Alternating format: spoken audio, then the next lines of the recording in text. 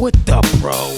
With UFC Lightweight Christos Giagos. We're inside Anaheim Hotel over here. Can't disclose the location. Getting ready for UFC 241. How we doing? Oh, we're doing great. You know what I mean? Weight cut's going good.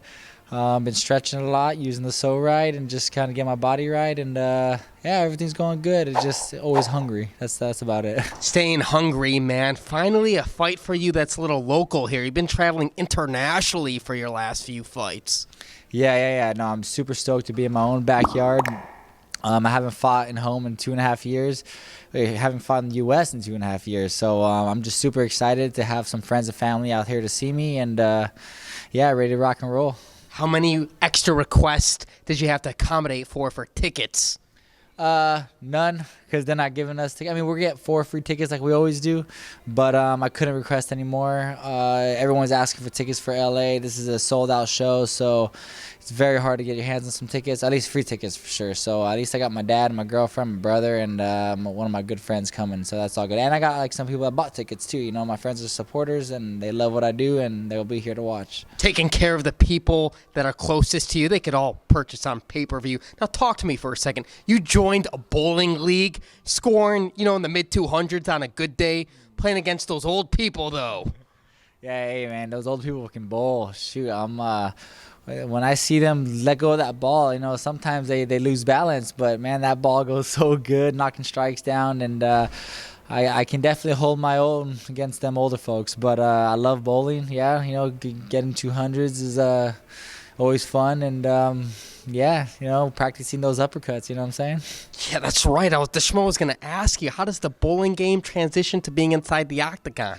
If you looked at my last fight, I landed some big uppercuts. ESPN even reposted one of my uppercuts, and it's all from bowling, you know what I mean? Getting that bowling hand strong, getting those uppercuts landing, and you can watch out for those uppercuts this coming fight. Drakkar Klose, training at the Nero Force 1 in Scottsdale. They do a lot of hand-eye coordinations. He's looking to scrap with you, man. How do you see the fight going down?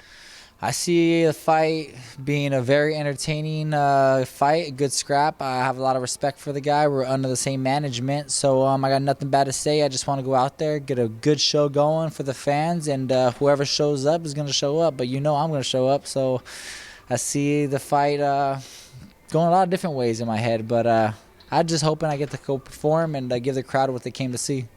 Speaking of giving the crowd what they came to see, you and the Schmo both use the so right, man. It helps a lot with recovery, man. Why use this thing? Oh, man. I didn't even know what the Psoas muscles were until this thing came out. And then I listened to the David Goggins book and podcast, and he had a lot of problems with his body, very similar problems I was having, and he said it was the psoas muscles, and I tripped out, and I was like, oh my god, I got to get my hands on one of these things. So I reached out, you know what I mean? They sent me a device, and I've been using it ever since, and man, what a difference it's made.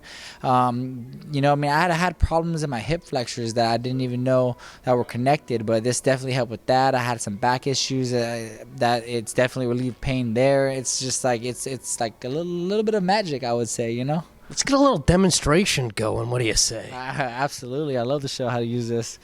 Right. So even the Schmo, sitting down for long periods of time, or on the saddle when we're riding our bike, we got to stretch these psoas. Absolutely. You always got to stretch the psoas. So one of my favorite, obviously the main one they do is when you put it right at your psoas. But what I like to do is actually lift the leg up to put more weight and pressure down in there, and then release down slowly, and then switch and release the other leg, and then come down slowly. And I'll do that for about 10 reps each leg.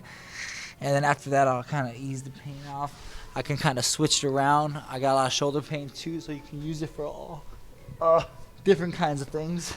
Nice haircut, by the way. Thank you. You get the nice little hard-to-reach places you can never really get right with the lacrosse ball.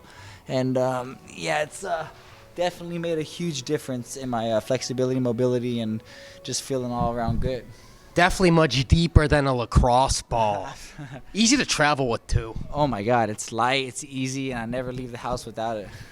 We'll get you out of here on this. What's your one message for all your fans out there worldwide?